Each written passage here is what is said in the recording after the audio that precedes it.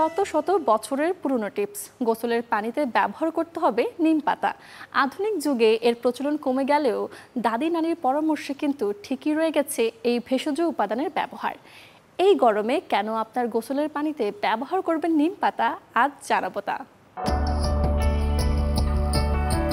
কাঠফাটা গরমে যখন হাঁসফাঁস অবস্থা, তখন অসহনীয় গরমের হাত থেকে স্বস্তি পেতে অনেকে করেন গোসল।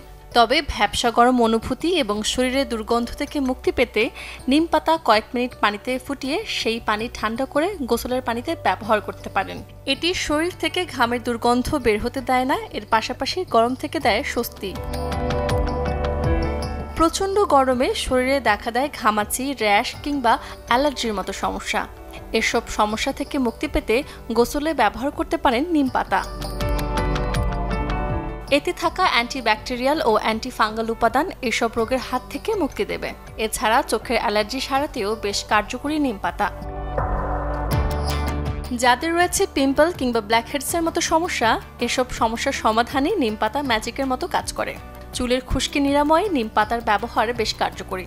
শ্যাম্পু করার সময় নিম পাতা সিদ্ধ পানি দিয়ে চুল ম্যাসাজ করে ভালোভাবে ধুয়ে ফেলুন। এতে দূর হবে চুলের খুশকি, চুল হবে ঝলমলে।